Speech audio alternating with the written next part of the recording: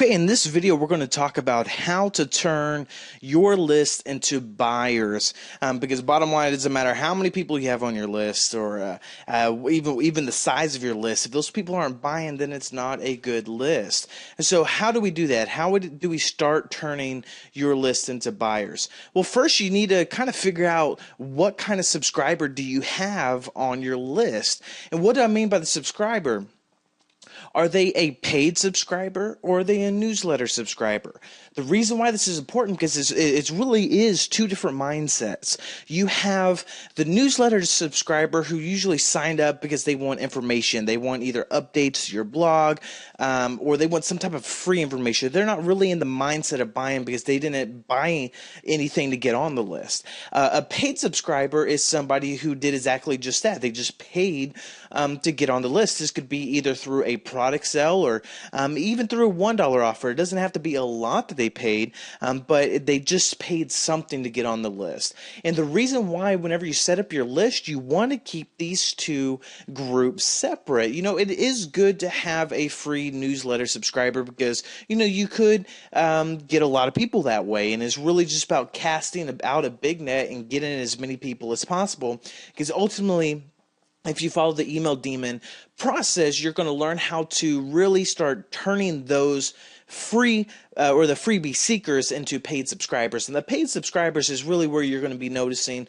a lot of your conversions and a lot of your sales are coming from. Where you might have anywhere between a 2 to 3% conversion rate with your newsletter subscribers whenever an email gets sent out, you can have upwards to almost 40 to 50% with a paid list. Why? Because they bought something. They're in a buying relationship with you. They've already established a trust with you that they trust exchanging cash or exchanging some type of a money with you.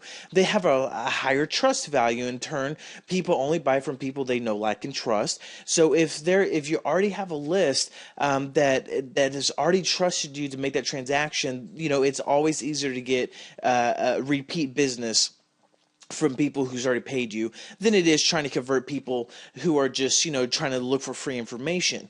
Because, you know, free content is good. It's good to get free content. We're going to be going into some detail about how to use free content to really explode your business. But a newsletter subscriber is really just looking for free content. And if you usually try to send them offers, they get a little upset. They say you're spammy, and this is where a lot of your complaints come because they don't want to buy anything. They just want some free information.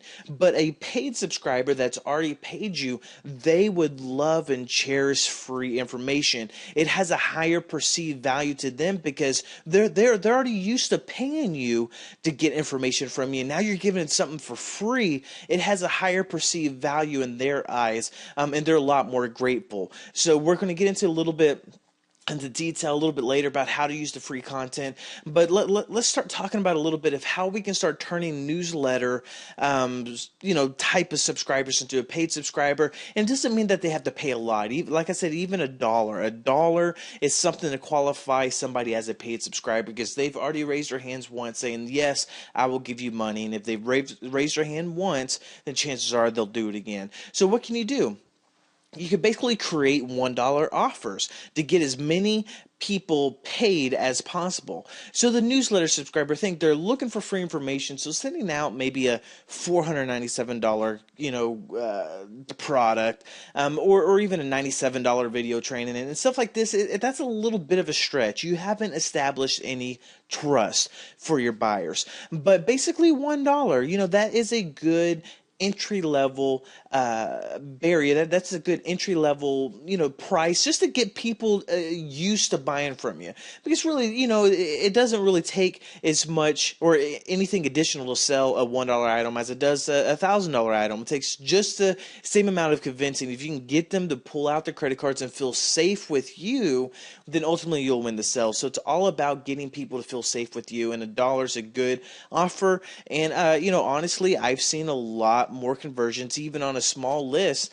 as little as just 1,000 people of paid subscribers, I've been able to outsell a lot of people that have over 100,000 newsletter subscribers. So that's one thing that I would start thinking about. You can create $1 offers. It could just be even creating a report, and instead of hey, giving the report away for free, just say, hey, I was going to sell this for $19.95. Why don't you go ahead and pick it up for $1 since you are my newsletter subscriber? So it does add value. It does add the sense that they're getting a discount and they're getting a deal.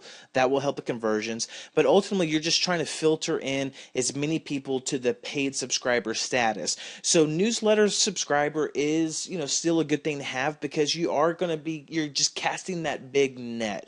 Not saying that you're never going to make money with newsletter subscribers, but you'll always see higher conversions coming from a paid subscriber. So go out there, cast a net with free newsletters, free offers, but ultimately if they're not willing to spend $1 with you, they're not willing to spend $1,000 with you. So get as many people on that $1 offer. So what I would suggest doing is kind of create a kind of a list. Try to create up to 4 or 5 different ideas of reports you can either do, or even if it's a PLR product, or just something that you can sell for $1.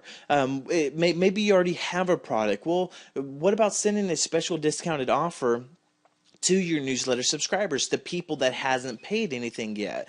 It'll be worth, yes, taking the hit in the short term, just to start building that buyer relationship, that buyer's trust with them. So start creating your kind of your offers of your $1 offer, and then go on to the next video as soon as you got kind of a list, probably about 4 or 5 different types of offers you can give to them, because not all offers are going to convert with all people. So that's the reason why we suggest kind of getting a list of about 4 or 5. But as soon as you got that list, then go on to the next video.